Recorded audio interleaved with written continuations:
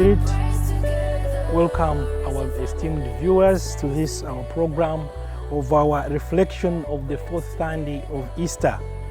I welcome you all in a special way, and I congratulate you upon reaching this fourth Sunday of Easter, which at the same time Mother Church gives us to celebrate the Good Shepherd Sunday. And this Good Shepherd Sunday is not only about the Good Shepherd, but it is also the World Sunday for Vocations in the Catholic Church all over the world.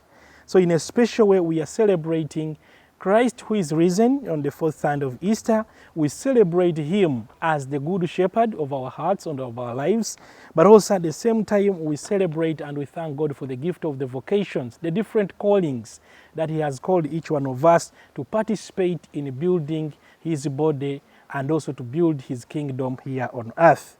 We listen from the readings today about the Good Shepherd from the Gospel of John chapter 10 verses 27 to 30, and we hear the Good Shepherd who is assuring us that he is our shepherd and is the shepherd of all the flock.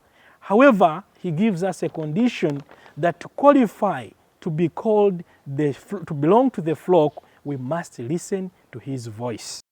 And that is a very crucial aspect that he gives to us in the gospel of today. That if we want to be disciples of the risen Lord, if we want to be disciples of the Good Shepherd, if we want to belong to his flock, and if we want to partake of the fruit that is going to give us at the end of the day, which is eternal life, the criterion he has given us is one, the condition he has bestowed us before us is one, to be good listeners of his voice. How is this brought and reflected about in the word of today? In the first reading from the Acts of the Apostles, which chapter comes from the chapter 13, verses 14 and 43 to 52, we again listen properly to two groups. We hear that Paul and Barnabas, these great disciples who belong to the flock of the Good Shepherd, have gone and visited a particular place. And in this place, they encounter two groups of people. They encounter the Jews, who the gospel and the message of the Good Shepherd was directed to as the first beneficiaries. And we also listen to the other group, which is the group of the Gentiles. We hear that after Paul and Barnabas have arrived in this place, they do wonderful preaching. They pass on the message of the voice of the Good Shepherd. And when they pass it on, many people, especially the Gentiles, are converted. Many people are touched. And because of that, the first reading tells us that in the following Sunday, many crowds, huge crowds of the Gentiles came into the synagogue to listen to the voice of the Good Shepherd that was coming through Paul and Barnabas.